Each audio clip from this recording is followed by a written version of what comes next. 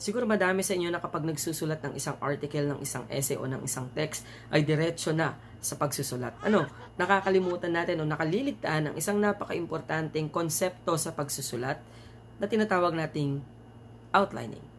This is English for academic and professional purposes, and this time pag-uusapan natin ang outlining. Yes, I know. Katulad ng sinabi ko kanina, most of us tend to forget the very essence of outlining.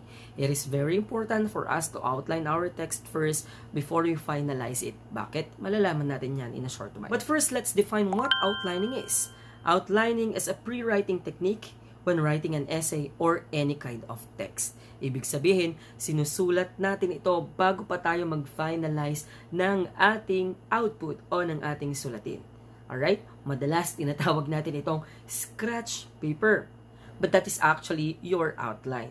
Others call it as our guide or our blueprint. Ito yung ating draft which ensures the organization of our ideas. Ito yung bumabalangkas sa lahat ng mga ideya na sinusubukan nating tahiin o pag-ugna-ugnahin. An outline is also the summary that gives the essential feature of a particular text. Mapapansin natin maya-maya na sa isang outline, dito natin makikita yung pinaka-fundamentals ng bawat text o ng bawat sulatin. Diyan natin nakikita yung mga claims, yung mga counterclaims, yung mga evidence, yung mga supporting details at minor details na napag-usapan natin noong nakaraang video. The outline shows how the part of the text is related to one another. It's very important kasi to remember that when we are writing an outline or when we are writing a text in general, na dapat magkakaugnay ang bawat mga argumento or mga ideya na inilalagay or isinusulat natin dito. Otherwise, hindi siya maiintindihan ng ating mga audience, ng ating mga readers. But, there's a big fat but, kailangan makita natin kung alin dito yung mga pinakamalalaking detalye sa mga maliliit lamang na detalye. Dahil kung hindi, mas malilito yung ating mga mababasa. Kaya itong outline yung tutulong sa atin ngayon para ilagay sa tamang pwesto yung mga big ideas sa mga minor ideas or supporting details. Now, here are simple steps when you're finalizing or writing your outline. First, place your thesis statement at the beginning. Okay, so alam nyo na kung paano gumawa ng thesis statement.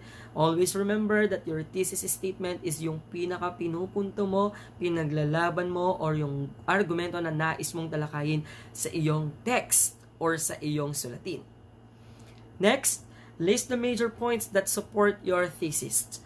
Alin ba sa iyong mga nakita o nakalap na mga ebidensya o impormasyon ang mako-consider mo as their major details. So that could be major detail number 1, major detail number 2, major detail number 3. Next, list supporting ideas or arguments for each major point. Dahil meron ka ng mga major ideas, of course, those major ideas should have minor arguments or supporting details. If applicable, continue to subdivide each supporting idea until your outline is fully developed. Okay, para lang tayong nagka-categorize ng mga bagay-bagay. Before we go further, I would like you to remember that we have two different types of outline. We have the reading outline and we have the writing outline. Napaka-basic lang ito. Isa lang yung pinagkaibahan nila. Pareho silang outline, pero ang pinagkaibahan lang nila ay yung source kung saan nagmumula yung idea. Of course, if it's a text that's already written or if it's from someone, then it must be a reading outline. But if it's your own idea, if it's your own draft, then it should be a writing outline.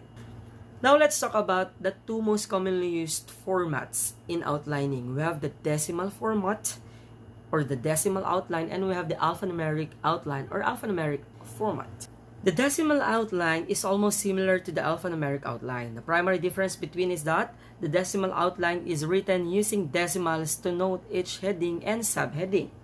Many scientific journals such as chemical reviews require the table of contents and headings in an article follow a decimal outline format. The consensus among scientists is that the decimal outline is more accurate, more concise, and more contemporary than the alphanumeric outline. The format is helpful to readers. On the other hand, an alphanumeric outline uses alternating letters and numbers to identify entries. Hindi katulad ng decimal na gumagamit siya ng numbers as prefixes. Alphanumeric outlines use numbers, letters, and periods to organize information. The first letter of the word, group of words, or sentence that follows each symbol is capitalized, and main ideas are listed as Roman numerals on the left margins and are followed by periods. The decimal format numbers the structural paragraphs with 1.1, 1.2, 1.2.1, etc. The alphanumeric outline is generally the same, but the list levels are numbered in Roman numerals, capital letters, Arabic numbers, and lowercase letters. Alphanumeric outlines speak in generalities and are less time-consuming for writers. So, mas madalas ginagamit ng mga estudyante o ng mga mag-aaral ang alphanumeric outlines. Here is an example of alphanumeric outline. You can notice, you have there the introduction for Roman numeral 1, background of the issue, big idea 1, paradigm shift, big idea 2, technological advancement, supporting detail 1, number 1, invention of computers, and then minor details, computers' impact on daily activities, and computers' impact on workplaces, and so on and so forth. Here we have the decimal outline, major topic, the influence of nutrition on health,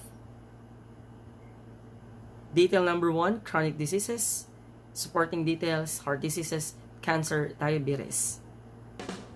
Paano ba natin ginagawing outline? Okay, so halimbawa, meron ka ng title, and then meron ka ng thesis statement, and then isulat mo yung introduction mo, then body, and then your first main idea, supporting idea mo, then additional idea, main idea, supporting idea, then additional idea, and then conclusion.